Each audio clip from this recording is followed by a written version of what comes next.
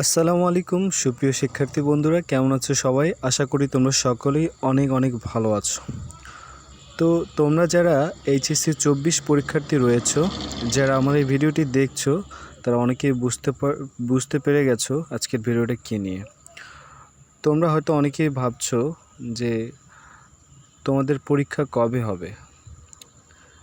একটি গণঅভ্যুত্থান হলো, স্বৈরাচার সরকারের পতন হয়েছে এবং একটি অন্তর্বর্তীকালীন সরকার গঠিত হয়েছে এবং যত তাড়াতাড়ি তোমাদের পরীক্ষাটি নেওয়া যায় সেই চেষ্টা অন্তর্বর্তীকালীন সরকারের যিনি শিক্ষা মন্ত্রণালয়ের দায়িত্ব আছে তারা হয়তো পরিকল্পনা করছে। শোনা যাচ্ছে, অনেকেই বলছে পরীক্ষা হতেও পারে, আবার পরীক্ষা নাও হতে পারে। আবার তোমাদের মধ্যে যারা অধিকাংশ রয়েছে অধিকাংশই অটো পাস চাচ্ছ, সে ব্যাপারেও কথা বলবো এবং তোমাদের পরীক্ষা সম্পর্কে শিক্ষা বোর্ড কী জানিয়েছে এখন পর্যন্ত এবং কবে নাগাদ তোমাদের পরীক্ষা হতে পারে সেই বিষয়ে আজকে কথা বলবো।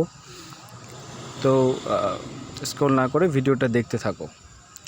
তো আমরা শুরুতেই দেখতে পাচ্ছি দ্য ডেইলি ক্যাম্পাসে নিউজটি করেছে আজকে 11 আগস্ট। তো এখানে বলেছে, স্থগিত হয়ে যাওয়া এইচএসসি ও সমমানের পরীক্ষা শুরু হতে কমপক্ষে এক মাস সময় লাগবে বলে জানিয়েছে শিক্ষা বোর্ডগুলো। এইচএসসি ও সমমানের প্রশ্ন বিভিন্ন থানা হেফাজত থেকে পুড়ে যাওয়ায় এবং ফাঁস হয়ে যাওয়ায় নতুন করে প্রশ্ন তৈরি করে পরীক্ষা আয়োজন করবে শিক্ষা প্রশাসন, আর এজন্য কমপক্ষে 1 মাস সময় লাগবে বলে দ্য ডেইলি স্টার ক্যাম্পাসকে জানিয়েছে শিক্ষা বোর্ডগুলোর মোর্চা শিক্ষা বোর্ড সমন্বয় কমিটির সভাপতি ও ঢাকা বোর্ডের চেয়ারম্যান অধ্যাপক তপন কুমার সরকার। রোববার দুপুরে নিজ দপ্তরে দ্য ডেইলি ক্যাম্পাসের সঙ্গে আলাপকালে এই মন্তব্য করেন তিনি।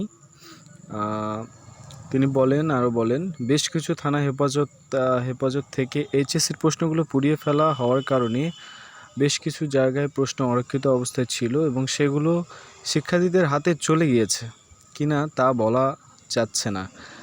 এমন বাস্তবতায় নতুন করে প্রশ্ন তৈরি করে পরীক্ষা আয়োজন করতে সময় লাগবে, আর সেজন্য কমপক্ষে 1 মাস সময় প্রয়োজন।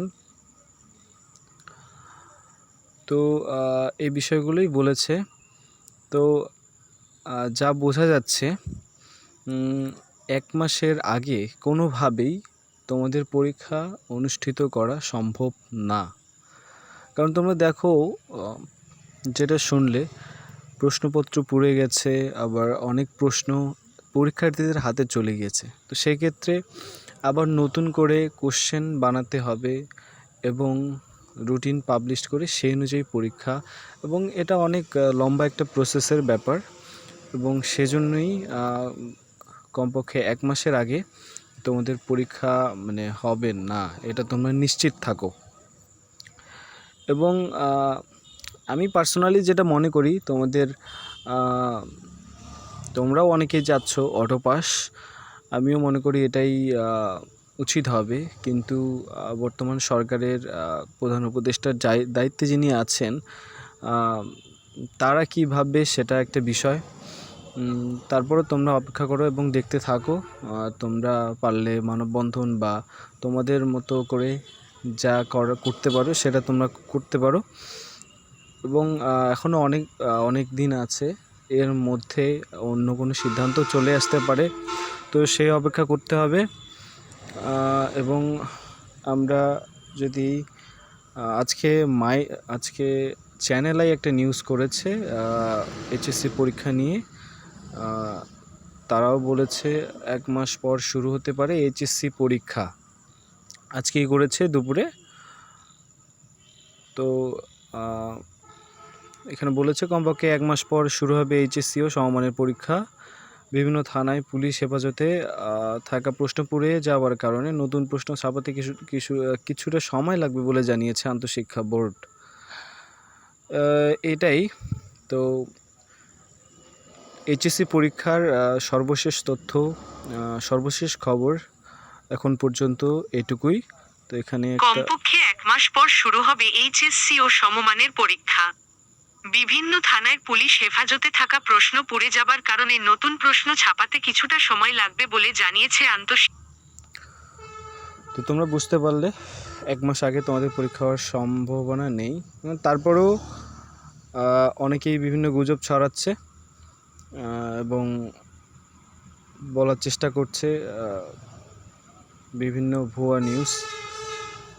এবং আমি দেখতে পাচ্ছি ফেসবুকে বা হোয়াটসঅ্যাপে বিভিন্ন জায়গায় অনেকগুলো ভুয়া রুটিন এবং নোটিশ এগুলো পাওয়া যাচ্ছে।